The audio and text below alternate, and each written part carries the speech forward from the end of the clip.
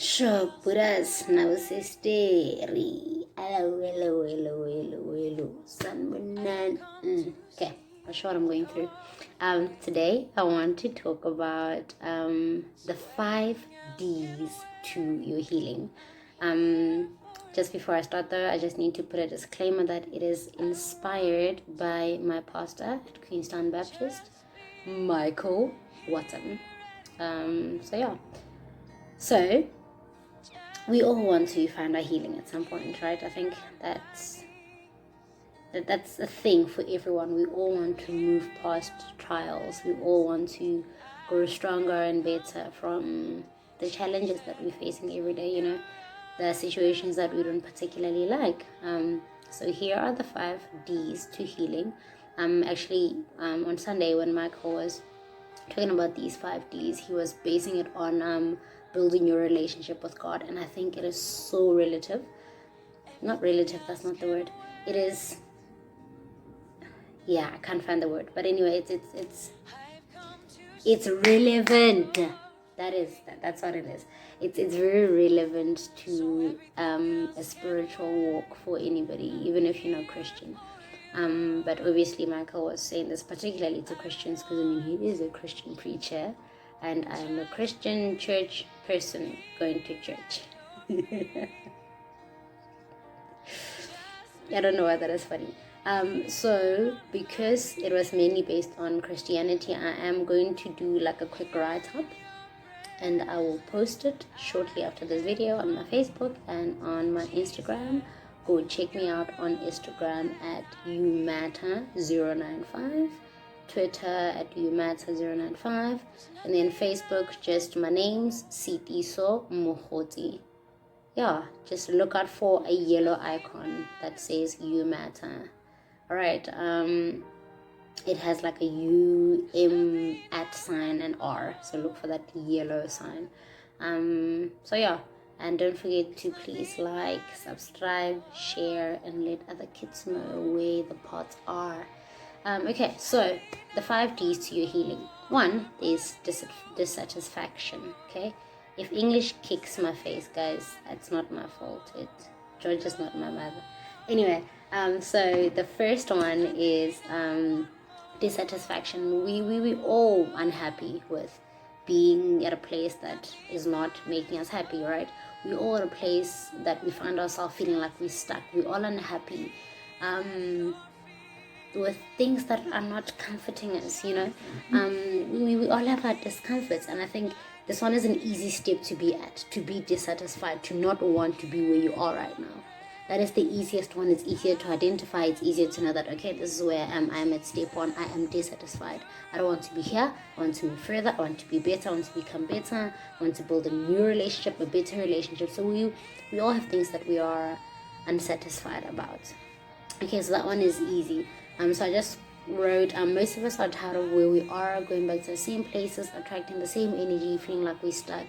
And like I said, this is very, very easy to identify and to realize, but okay, this is where I'm at. And then the second step is devotion.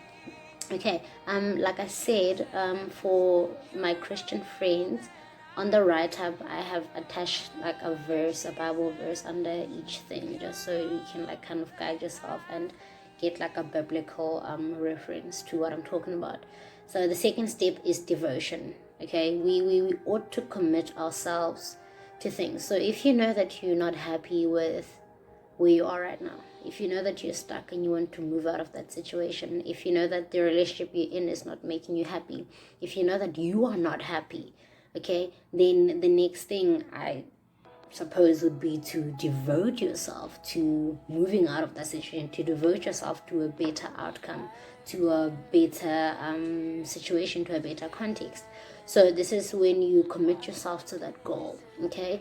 And just to define your goals in such a way that, okay, this is what I'm doing and this is where it's going to take me, and you commit to it. Okay, I just said on my writing that it's the same way you can commit to a romantic relationship, to a friendship, to your job. The fact that if you're working, you know that in the morning, regardless of how unhappy that makes you, you gotta wake up, you gotta dress up, you gotta show up, and you gotta get the job done. even if you don't like your boss, even if you don't like your colleagues. So long as you're working at that place, you gotta wake up, dress up, show up, and get the job done. So that's the second step, basically. Devote yourself to your goals. Devote yourself to change, to development, to growth, to wanting to be better. Commit. Don't cheat on yourself. Don't cheat on your goals, people. Don't be swayed by the interest of the other little things on the side. Okay, the business of goals and realizing goals has no room for side chicks or for side goals. Okay, set a big goal, define it, water it down, whatever you have to do. Do not don't get a side goal. There's no time for side goals.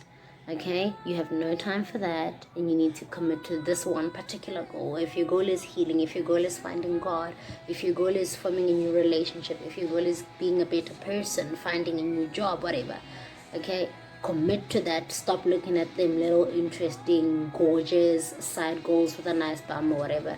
Okay, never mind, goals don't have bums, but you know what I mean. And then step 3 is direction. Okay, so this is now to have the end goal in mind, to look forward to what is about to happen. I wrote on my notes that the past is a very dangerous place, and I'm so glad that when Michael was preaching on Sunday, he mentioned that the past is such a dangerous place to be in, even if it is positive, even if it's good. Because the sad part about the past is it's done, it's over. So you looking back at it all the time, oh my word, I was so miserable, I've always been miserable, or oh wow, I was so happy once I achieved 1, 2, and 3. It's not now. You are here now. You need to make the next move. You need to move forward. You need to look forward to how am I changing it? How am I going to change the situation now? So yeah, you can't stay here where you are if you know that you're unhappy and you're dissatisfied. It is useless to go back to the past.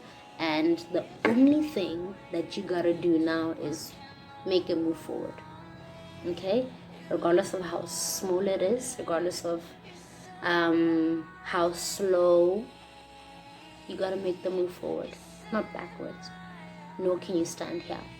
And then the fourth one is determination. So determination, I just wrote here firmness of purpose. So this is to stay en route. Again, remind yourself that there is no time to be dismayed when it gets tough, when it gets challenging.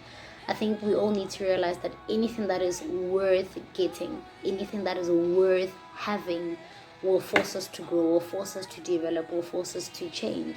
And if you're not ready to change, then I'm sorry, you're not ready to grow. You're not ready to become better. Okay, change and growth and self-development is going to force us to change the way we do things, and it's going to require us to stay firm on what we want.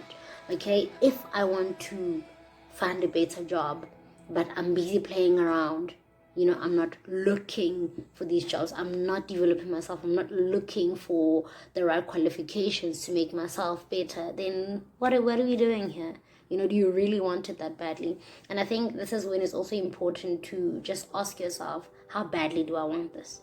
Okay, if you want something bad enough, you're going to be determined. You're going to stay firm on that purpose, on that movement. You're going to stay en route no matter what happens, no matter how bad things get, no matter how challenging things get. You're going to stay en route if you want it bad enough. So if you want your healing bad enough, if you want to be a better person, I think it's badly enough. It's not bad enough. It's badly enough. But anyway, if you want all these good and amazing things, you ought to commit to the route. You ought to commit to the process.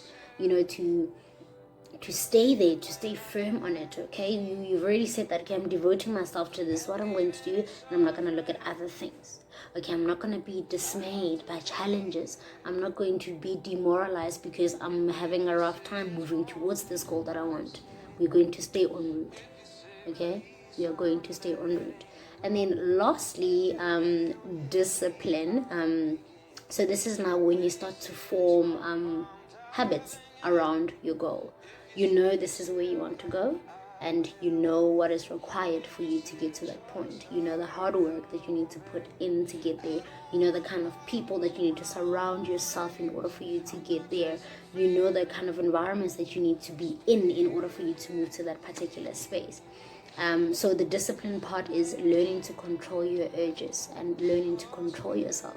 Self-control is very important, and it's not an easy one. Yeah, I think we all struggle with self-control. The most mindful people, the most self-actualized, the most wise people still struggle with their own self-control as well. So I'm not trying to say here that if you're struggling with self-control that you're a horrible person and you should probably quit. I'm saying that build on it, work on it. Okay, you will have days where you go a little overboard. You will have days where you don't do what you're supposed to do. But when you do realize that, do better. Change route, go back to the drawing board. So yeah, control yourself, control your urges, and most importantly, this one is so important if you're wanting to particularly heal, if you're wanting to become a better person. Set boundaries for yourself. You know what is good for you, you know what isn't. You know what is too much, and you know what isn't. You know who needs to be there and who doesn't. And you know the kind of things you need to hear and what you need to hear. So set boundaries. Eliminate where you have to eliminate. Add where you have to add. Multiply where you have to multiply. Relax when you have to relax. But you absolutely, only you know how much is enough for you and how much is not enough. So when you haven't reached that goal, go for it. Push a little harder. If you feel like it's too much now, stop. Just stop for a bit. So yeah, that's the 5 D's to finding your healing. And the 5 D's to everything that is good, really. So if you want to build your relationship with God, use the 5 D's. If you want him to become a better person, 5 D's are for you. If you want to become better at your job, if you want to become a better partner, a better friend, a better writer, whatever it is that you are missioning on, I think the 5 D's are super, super, super important. That being said, Michael Watson, if you're watching this, thank you very much for being an awesome mentor. Thank you for being an incredible preacher and for being so open-minded about everything as well. So for the rest of us, let's mission on. Let's champion our stories. Let's change ourselves, because only we can do that. Okay? Those of you that are Christian, we know that the process is God first, and then we take it from there. Peace. Don't forget, subscribe, like, share, do all the good stuff. I will see you guys next time. Chances are I'm probably going to do another video on the 5 D's. Probably going to change it around, give more meat into the whole thing. Bye.